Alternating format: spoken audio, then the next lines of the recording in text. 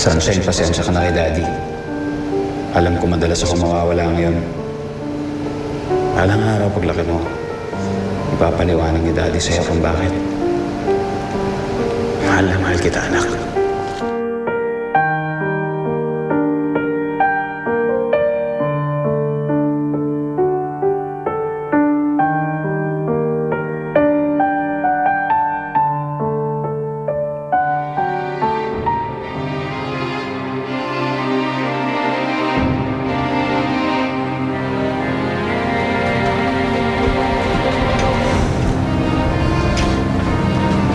Benji, kailangan natin mag-usap. Usap? Tausan. Tungkol kay Lola Ingay? Ano ba naman magagawa natin kung ayaw mo talaga siya rito? Tungkol kay Sharina. Hindi mo rin naman sasabihin kung nasan siya, di ba?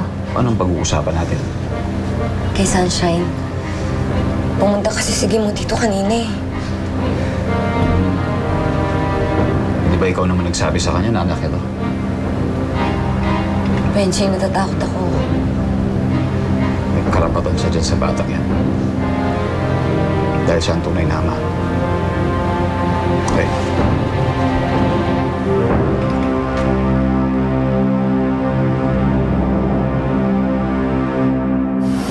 Dessa? Sharina? Hi, Joy. Kumusta na inaanak ko? Mabuti naman po, Ninang Dessa. Tuloy kayo.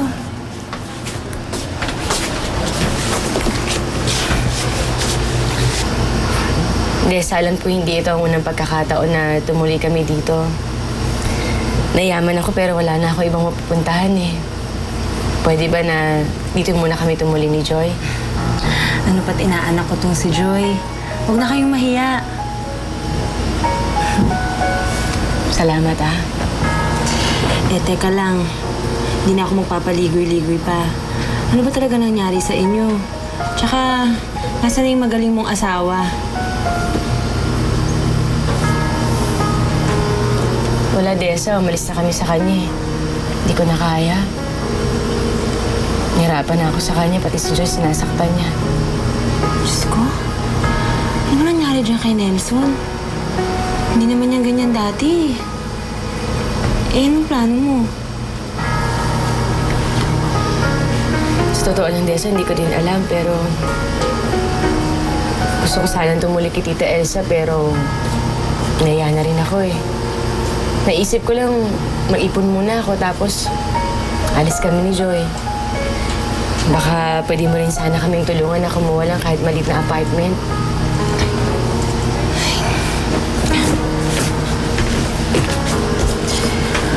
Ang alam ko, meron dyan sa may kabilang kantong apartment. Bukas pagkatapos ng prosesyon, puntahan natin. Salamat, Dessa. Alam ko na kaya mong palakihin mag-isa si Joy. Ikaw pa eh, yung tapang-tapang mo. Kakayanin ko para sa kanya. Isa lang naman ang gusto ko eh. Ayoko na madami si Joy sa gulo ng buhay ko. Gusto ko maging maayos ang lahat. Para makapagsimula kaming dalawa. Hindi mo ba naisipang humingi ng tulong kay Benji?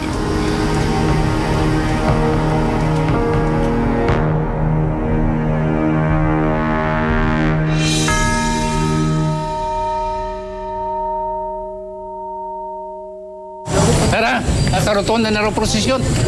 Ano mo to, oh? Gusto mo ba yan, Joy? First man. Pagito po.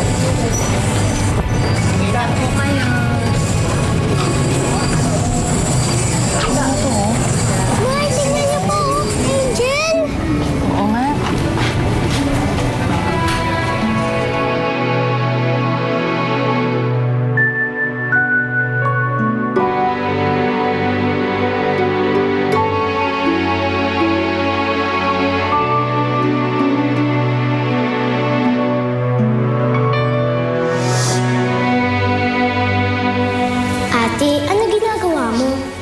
Kinakabit ko tong pakpak ng anghel.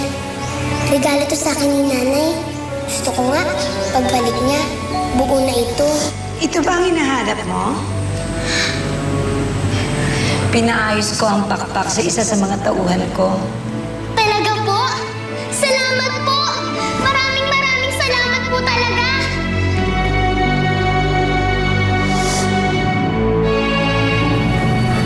Magkano po to? 150 po yan dalawa. Sige.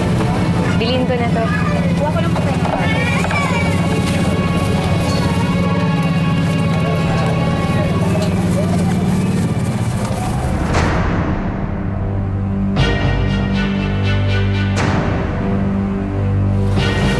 Alam kong wala kang ibang pupuntahan, Serena. Sigurado ang bumalik kayo dito.